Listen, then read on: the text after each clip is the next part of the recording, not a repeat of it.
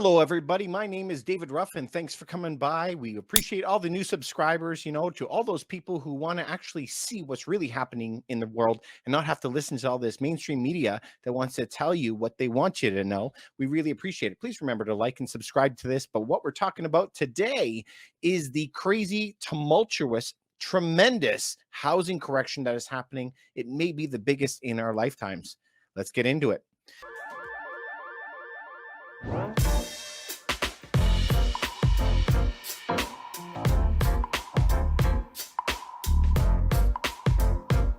If we just share some of these articles that are coming in, I mean, how do you say something that is not just shocking to you?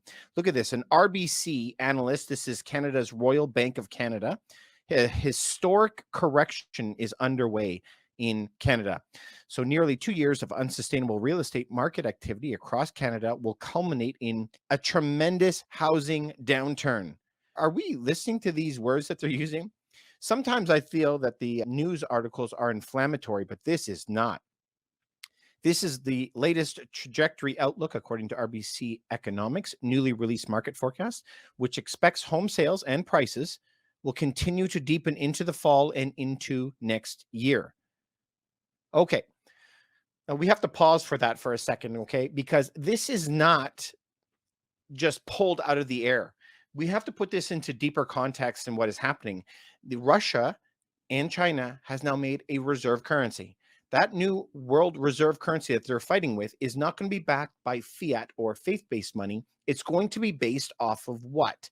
It's going to be based off of rare earth minerals, gold, silver, copper, nickel, and uranium. Real stuff.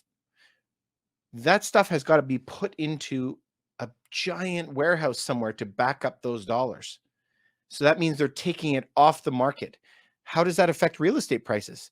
Listen, guys, if all of the copper is getting put into a warehouse somewhere to back up the price of their dollars, they can't put it into your house.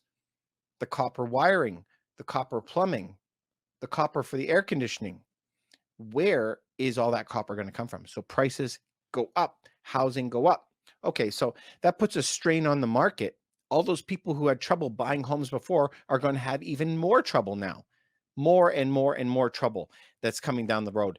Now, this war that's happening in Russia and Ukraine now will compound that, because now that the war is going on between those two countries, what about the food exports? Well, there is none. All the wheat that we're eating today came from last year.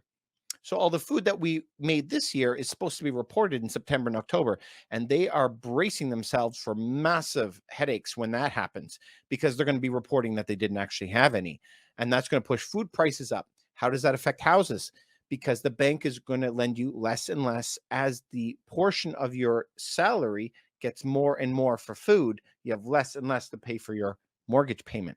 This is all going to trickle down. And that's why they're expecting through the fall, winter time, when they're reporting all these food numbers, that food prices will soar, and it's going to really hurt people who are looking to buy a property. Okay, so let's jump back into the article. It's expecting home sales will drop by another 17% by early 2023, following a decline of 19% in the second quarter, 13% in the first quarter.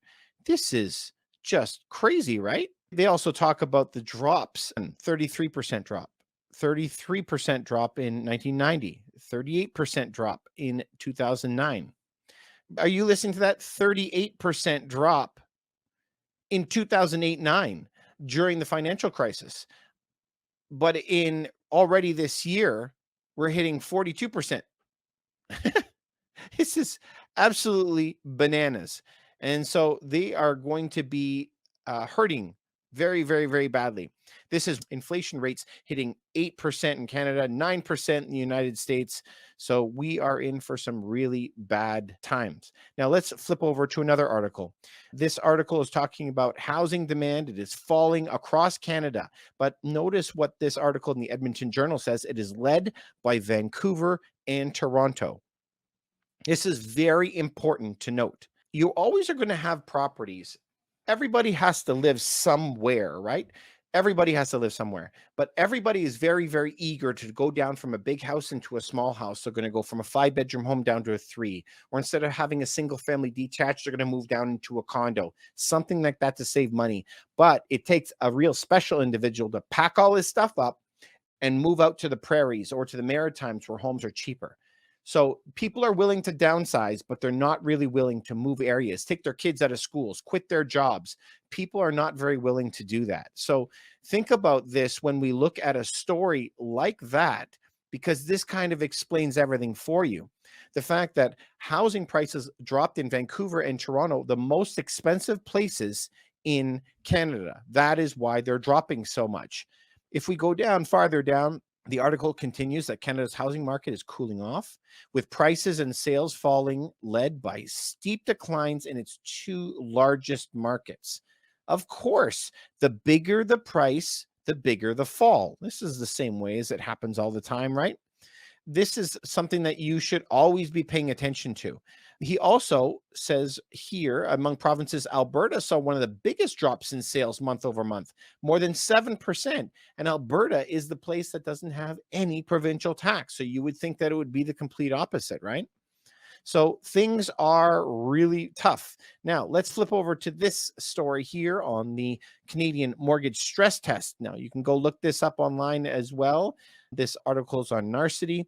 What I found here is people have been leaving comments saying that they don't see the same prices as we do. But I always say that math is math. Math doesn't care about borders. This is saying you have to make anywhere between $8,000 more per year to $35,000 a year just to qualify for the same loan as last year.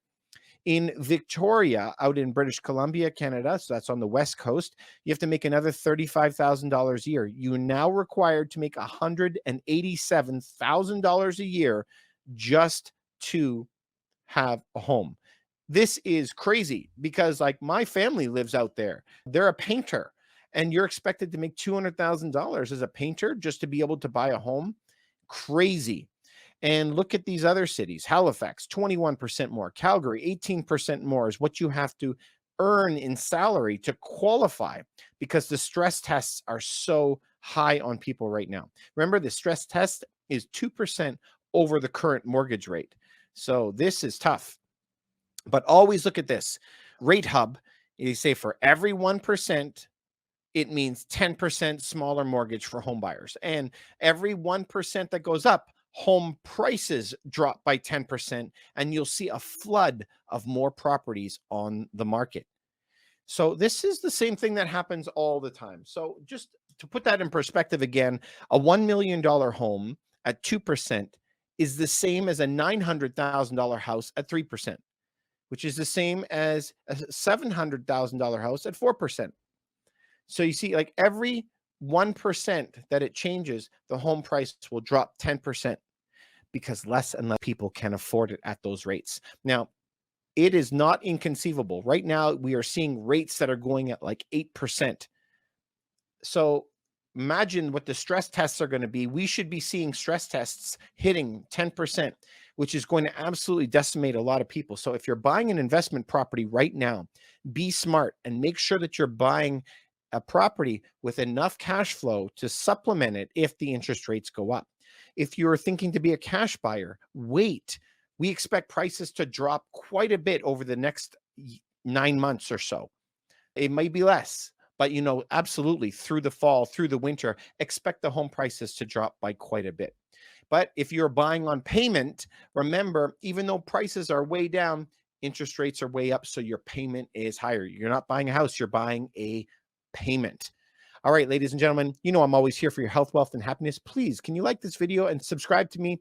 If there's anything that you want me to ever cover, please leave a comment below. I'd love to hear what you guys want me to make a video about next. I have a list that I'm working through now, but I'd love to know what you think. If you know one person that this could help, if you could forward it to them, I would really appreciate it. Thanks so much. I'm always here for you guys. Have a great night.